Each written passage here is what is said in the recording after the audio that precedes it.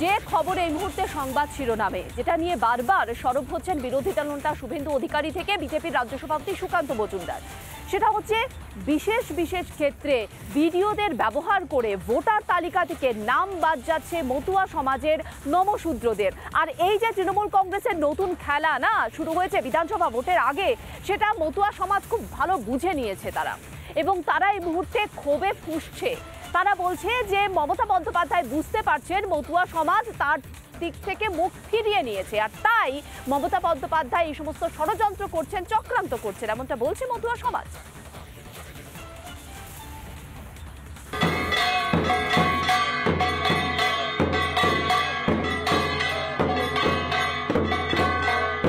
আমাদের সবসময় ব্যবহার করানো হয় আর মুখ্যমন্ত্রী মমতা বন্দ্যোপাধ্যায়ের পাশে নেই। এই মতুরা তো ওনাকে ভোট দেবে না, 2021 সালে দেয়নি, 2019 সালে দেয়নি। বিধানসভা ভোটের আগে ফের ভোটার তালিকা ঘিরে বিতর্ক।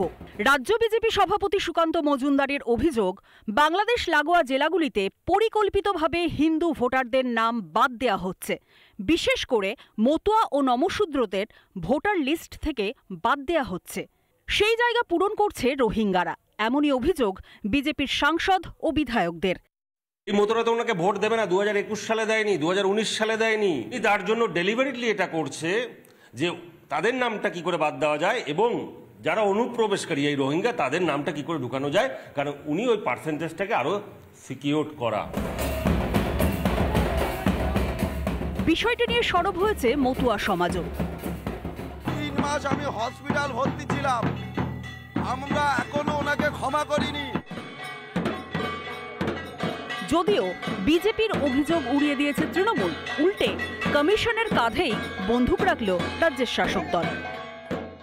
ইলেকশন কমিশন নিরপেক্ষভাবে স্বচ্ছতার সঙ্গে সম্পূর্ণ ত্রুটিহীন ভোটার লিস্ট তৈরি করে দেবেন এবং ভারতের গণতন্ত্র লোকতন্ত্রের স্বার্থে ভারতের নাগরিকদের অধিকারের প্রশ্নে ইলেকশন কমিশন দায়বদ্ধ থাকবেন।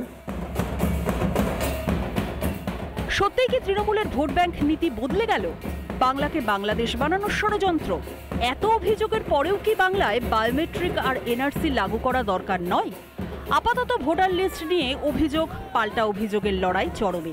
মতুয়া নমশূদ্রদের নাম ভোটার লিস্ট থেকে বাদ দেওয়ার অভিযোগে সরগরম রাজ্য রাজনীতি। রিপাবলিক বাংলা।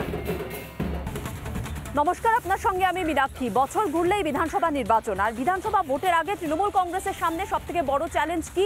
নিজের দলের ভেতরে কোন্দল মেটানো। নিজের দলের ভেতরে কোন্দল মেটাতে গিয়ে তৃণমূল কংগ্রেস যেটা দেখছে সেটা হচ্ছে যে ধীরে ধীরে রাশ আলগা হচ্ছে তৃণমূল কংগ্রেসের নিজেদের নেতা এবং বিধায়কের থেকে। কিভাবে আমরা দেখলাম, যেখানে হুইপ জারি করা সত্ত্বেও 50 জন বিধায়ক তারা অনুপস্থিত থাকলেন বাজেট অধিবেশনে। আমরা দেখলাম একের পর এক নেতা মুখ খুলছেন, কেউ কারো কথা শুনছেন না। তৃণমূলের শৃঙ্খলা রক্ষা কমিটি বৈঠক ডেকে ডেকে হয়রান। আর তার পাশাপাশি আমরা দেখতে পাচ্ছি একেবারে তৃণমূল স্তরের যারা নেতাকর্মীরা রয়েছেন তাদের মধ্যেও কোন্দল দিনকে দিন বাড়ছে। যেমন পুরুলিয়া পুরসভার ঘটনা, যেখানে সামান্য একটা আবাসনের জলের পাইপলাইন কাটাকে কেন্দ্র করে উত্তেজনা। কি হলো?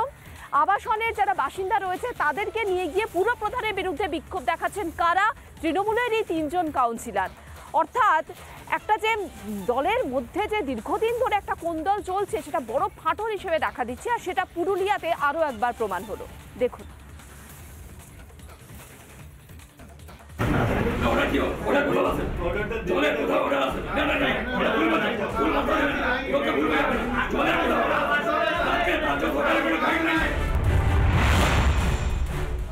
পুরুলিয়া পুরসভার পুরপ্রধানকে ঘিরে এভাবে যারা বিক্ষোভ দেখাচ্ছেন তারা কেউ বিরোধী দলের নন। একটি আবাসনে জলের লাইন কেটে দেওয়ার বিরুদ্ধে এভাবেই তৃণমূলের পুরপ্রধানকে ঘেরাও করলেন তৃণমূলেরই কাউন্সিলররা। আপাত দৃষ্টিতে বিষয়টি জল সংক্রান্ত মনে হলেও নেপথ্যে রয়েছে অন্তর্কলহ। পৌরসভার তৃণমূলেরই 3 কাউন্সিলর আবাসনের মানুষজনদের নিয়ে এবং বিভিন্ন ওয়ার্ডের মানুষজনদের নিয়ে তারা কিন্তু পৌঁছান পৌরসভার পৌরপ্রধানের কাছে এবং পৌরপ্রধানকে ঘিরে বিক্ষোভে ফেটে পড়েন তারা। স্থানীয় একটি আবাসনে প্রথমে জলের লাইন দেওয়া হয়েছিল, যদিও বেনিয়মের অভিযোগ তুলে মহকুমা শাসকের কাছে অভিযোগ জানান তৃণমূলেরই কয়েকজন কাউন্সিলর। এরপরেই জলের লাইন কেটে দেওয়া হয়। লাইন কেটে দেওয়ার প্রতিবাদে 3 জন কাউন্সিলর বিক্ষোভ দেখালেন পুরপ্রধানের কাছে। সঙ্গে ছিলেন জল থেকে বঞ্চিত সেই আবাসনের বাসিন্দারাও। বেশ কয়েকজন 23টা ওয়ার্ডের প্রচুর আবাসনের যারা আবাসিকা তারা এগিয়ে এসেছিলেন এবং তাদের একটাই দাবি যে জল চাই, জল দাও। যদিও ক্ষুব্ধ কাউন্সিলরের ভিন্ন সুর শোনা যাচ্ছে তৃণমূলের অন্তরে। যে 3 জন কাউন্সিলর এটা পক্ষে কথা বলছে, এগুলা না করলেই ভালো হতো। এটা তো আমরা বলেছি যে বোর্ড মিটিং আমরা সিদ্ধান্ত নিব, তো ওনারা বিনা বোর্ড মিটিং পারমিশন কি করে লাইন দিয়ে দিলেন? এটা তো অন্যায় করেছেন না। সমস্যা এবং মতানৈক্য দুটোই স্বীকার করে নিয়েছেন পুরুলিয়ার পুরপ্রধান। ওই কানেকশন টেকনিক্যালি ভাবে দেওয়া নিয়ে সমস্যা আছে, কত ইঞ্চি পাইপ যাবে এবং কত ফিডিউলে জল দেওয়া হবে রিজার্ভারে, এই বিষয় নিয়ে কাউন্সিলরদের মধ্যে মতানৈক্য ভাবে বিষয়টা দেখছি। এক্ষেত্রে লেনদেনের বিষয় রয়েছে, যার জেরে কাউন্সিলরদের মধ্যে বাড়ছে দ্বন্দ্ব, বলছে বিজেপি। এবারে জল দিতে দেওয়ার জন্য অগ্রিম কিছু কাউন্সিলর টাকা নিয়ে নিয়েছে, কানেকশন ঢুকিয়েও দিয়েছিল অবৈধভাবে, বোর্ড মিটিং এ পাস হয়নি, ওরা আবার কাটতে বাধ্য হয়েছে।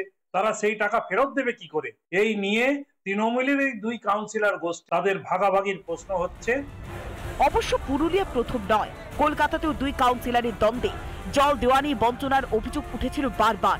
নেপথ্যে ছিল 108 নম্বর ওয়ার্ডের কাউন্সিলর সুশান্ত ঘোষ এবং 107 নম্বর ওয়ার্ডের কাউন্সিলর লিপিকা বান্নার বিবাদ। এবার পুরুলিয়াতেও জলের সংযোগকে কেন্দ্র করে কোন্দলের ঘটনা সামনে এলো। 26-এর নির্বাচন যত ঘনিয়ে আসছে ততই যেন নিত্য নতুন অছিলায় চির ধরছে তৃণমূলের সংসারে। রিপাবলিক বাংলা। নানা ধরনের কন্টেন্ট দেখার জন্য লাইক করুন, শেয়ার করুন আমাদের ফেসবুক পেজ, সাবস্ক্রাইব করুন আমাদের ইউটিউব চ্যানেল। পাশাপাশি অন্যান্য ব্রেকিং নিউজের জন্য অবশ্যই চোখ রাখুন রিপাবলিক বাংলায়।